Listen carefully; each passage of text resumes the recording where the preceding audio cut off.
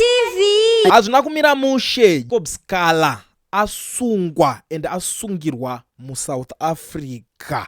Nyaya yacho vamwe vari kublema ZANU-PF, vamwe vari kuti ZANU-PF haina painopinda, but regedzai ndigara ndaikukuudzai nyaya inini maonero andiri kuiita so that inokwanisa kunge ichizonyatsonzwisisika zvakanaka nemunhu akaita kunge iwewe.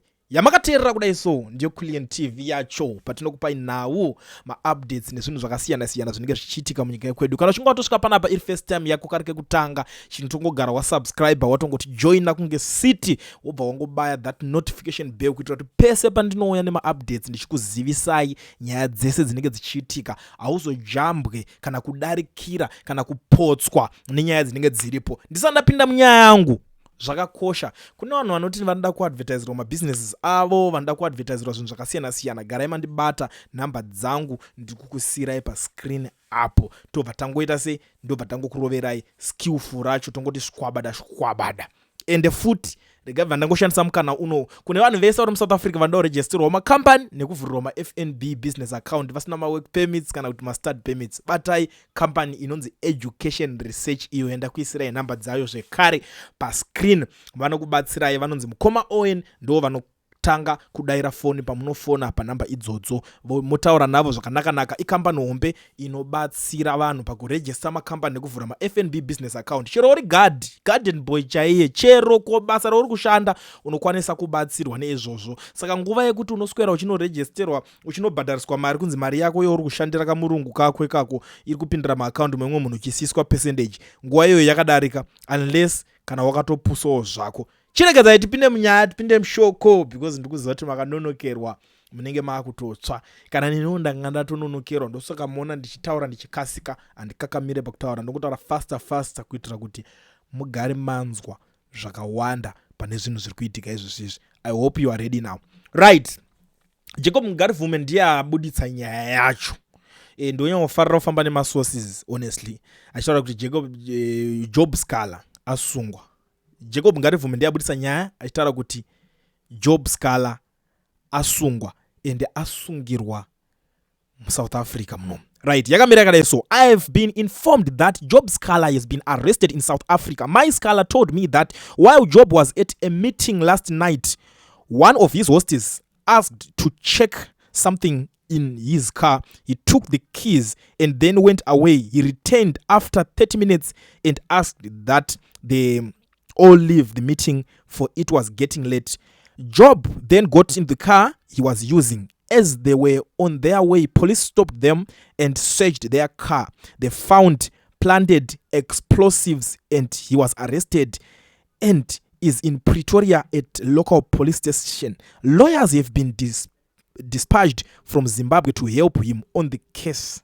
South African lawyers are already on the case. This shows how the regime is desperately networking with the regional bodies to fight those who are opposed to the corrupt and illegal 2030 nonsense. Ndosaka pandachitaura pandatanganya ndichiti vamwe vari kublema ZANU-PF. Iri kublemwa papi ZANU-PF pekupedzera pari kunzi this shows the regime is desperately networking with regional bodies to fight those who are opposed to the corrupt and illegal 2030 nonsense. But inini honestly speaking kana nyaya pari kunzi munhu asungwa uko apa tombobvisa ZANU-PF paside up. Tozotaura tozoona kuti iri kunyatsopinda papi pane nyaya yacho. Tochida kunyatsonzwisisa kuti zvii zviri kuitika pane zvavanga vari kuita imomo. I don't know kuti avashandisawo Uber zvinoita vamwe. Mota yacho was he the one who was driving the car kana iri mota yekuhaya? It simply means because pane zvinhu zvekuti tirakuonesana kana mota iri yekuhaya zvayo handisi kuda kurerutsa zvinhu kana kuti kutaura kunge pasina nyaya uruka pasina yakanyanya steri because vanhu at the end of the day we have to know kuti these are the politicians but vari human beings like all of us as well. Anokwanisa kutosanganawo nema-challenges asina chekuitawo futi neZANU-PF. Because zvakafanira kuti ukanzwa musoro uchitema nekuti ambuya wako varoya wototi saka inini ambuya wangu andiroya saka musoro wangu ndosaka utema saka ndo vandiroya. Sometimes hazvishande zvichidaro. Dzimwe nguva inogona itori dehydration. Saka panoda kutariswa chaita kuti musoro uteme zvaita kuti nyaya isvike ikoko. But at the same time futi ZANU-PF yacho handiichenesa handiitembo futi. But tingati why is it vari donyaoningirina. But normally chandiri kuziva last week vane kuma meetings kwavo vanga vari kuita. Even though ndisingatrust ZANU zvangu vane ma meetings avanga vari kuita. And in those meetings pane zvanga zviri kutaurika. Ndo meeting yamakazoona yakakanzurwa yavaida kuti press conference that press conference because Job Scala ari kurwiswa zvekutodaro zvekurevesa ende nyaya iyo haifanira kuignoiwa. Press conference yekuzongosvika vakasvika that premise yaIbwe Mandaza pakabhombwa paya. It's something else zvekuti zvakavhundutsa maZimbabweans akawanda kuti ako imi zvasvika pakudai so senyika takusvika pakubhomberana nzvimbo zvakatanga rini. One of the guys anga supposed to be part of that anga akatobhomberwawo futi kamba kake ka 2 rooms kwaigara ikokoko, and then Job Scala akaproceda achida kuzoita birthday rake raatira kuti anga akabhuka kupolice. Ndo paakaona futi kubirthday kwacho kwakamuka kwakagarirwa nepolice kudhara ichitodedzera kuti aita zvamukuita achitenderera zvavo nemazimota even kuvenue kuground kudheni kwake nekuvenue kwanga kwakagarirwa kwakaita se kwakazara kureva kuti panga pasina yekutamba. Job Scala ane nhoroondo yezvinhu zvakawanda. I still remember munhu kuti in terms of nyaya dzepolitics anga ari vocal kudarika mapoliticians akawanda aitotyisa. Job Scala is a threat, is more like a threat, kuZANU PF. Vanotomuvhunduka vanomutya zvekutodaro vakangonzwa kuti Job Scala hana dzavo dzinotanga kurova nehana. But nyaya iripo manje yakundinetsa pakapakwa mota apa hapana maCCTV. Munhu iye akaenda nemota akaenda because normally zviri simple izvi. Munhu angaenda nemota angaenda kupi? Kwanga kwaendwa nemota, what was the business? Watumwa notarisa mota. I don't know, maybe inini pfungwa dzangu ndodzi kuningina, but nyaya iripo iri kubvunzwawo nevanhu panapa vari kuti who was hosting him? Why would you just hand your car keys to your host, especially when they say they want to check something in your car that you don't even know about? What exactly did the host want to check? It is up. Urudatarisa chimota because zvimwe zvacho akomana ngati hona you are dealing with one vakasiyana siyana every day. You don't even know who is your enemy exactly. Unofana kutarisa because pane zvimwe zvekuzoisirwa zvinhu zvokuti zvechokwadi haibudike nyaya yacho. I always tell people kuti even vanhu vese vane mota paunogara paunototi wakakula yopo paunototi padhini pako always check your car. Even usati wabuda tarisa kuti mune chimota macho, tarisa tenderera right round, tarisa mavhiri kuti manhingirina akasungika here manhingirina aya because you never know what will happen.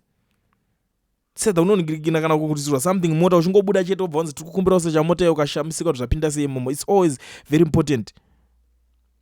But pane maanswers akawanda because vamwe vari kuti a host asks for your keys to check something, then give him what something do you want to check? Have you ever put something in my car before? More questions than answers because zvimwe zvacho inani ngokupe even uri host inini ndikatosvika panhingirikini kunzi ndasvika kana padheni pako mota ubva kuti ndoda kutarisa something mota mako ndokubvunza kuti question iri very simple handingoite handover manhingirikini ndokubvunza kuti uda kucheka chii mota mangu.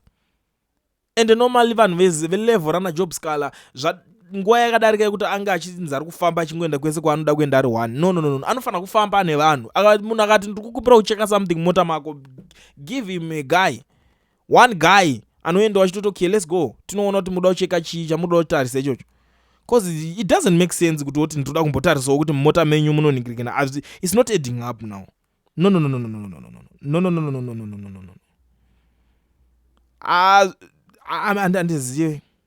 Andizive because zvinhu zvacho zvakakurisa because at the end of the day you never know kapa mwana arikuita zvemahora because zvinhu zvacho zvinonyudza kana tazogara.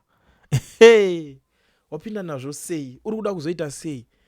Uri kuda kunonhingirika nani? Asi zvinhu zvidiki. This case haisitombori case diki. Ndo nyaya dzacho dzatinoti dzakatokurisa idzodzidzi. Right. The mobile phone of the person who took the keys must be checked to see his movement during those 30 minutes, whom he spoke to, and if at all the car was moved during those 30 minutes. SA is soon to be to host the G20 summit. They are definitely very alert. Okay.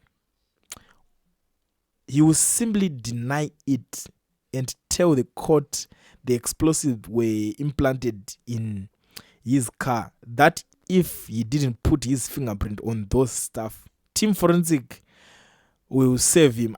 You never know. This issue manje don't understand. You know kuti maZimbabweans sometimes you think kuti munotoziva zvinhu zvakawanda, but nyaya iyoyo manje auchikudza izvo zvichiitika manje pane zvinhu izvo zvinenge zvatobatwawo nechinhu chisina mafingerprints. Kana vanga vambokumbira mota yake vada kuita sei pamota yake, ko kana vatora mafingerprints ake pasteering, handino mota yanga nawo, vanomatora somewhere vomaisa pa one of those things, one chat.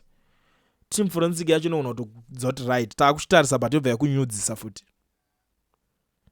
Panonetsa, honestly panonetsa. Panonetsa ndikukutaurirai, ndozona munozona kunge nyaya yacho diki but kana wakambopfura nepo anotori mahwana. But imwe nyaya inokwanisa kubatsira futi kana uri a politician. I think this is very important. Always make sure kuti mota mako wakaplanda tuma secret cameras tocho tunobatsira. Pese paunonigirikina, you never know, paunozongoona kuti even wadididi wo browse woita clear memory, unongotoka ne memory yakati tunobatsira tuma nigirikina tuma secret cameras tocho. Because ndikuona yeah, Zimbabweans are actually funny. Honestly, as a car is your second wife, never give it to anyone, and always keep watch of those idiots in Zim. They want to suck him dry. Also, the car should have camera and tracker to show them if the boot was opened during the time it wasn't in his hand. Very easy to see if it's him or not. Hopefully the car has a camera to prove this. Ndingati chiko. My politicians in Zimbabwe are married. That's all I can say for now. My politicians in Zimbabwe are married. Most of them mota zacho zitongori dzekutotamburira. Izvozvo zvinotonyatsoitika. Mota yacho inenge iri yechi. Saka zvokuti izo let's hope zvinoningina. But ameno munoiona sei nyaya. Why is it ndingoramba ndichitaura? Tell me, munoiona sei nyaya? Kulian TV, Team VAT. Asi vanhu vachishamsika. Kulian TV aichatsika. Saka subscribe wozolaika. Nechawana zvisapana chichazosha. Everybody say Kulian, yeah. Information need brilliant, yeah. Everybody say Kulian.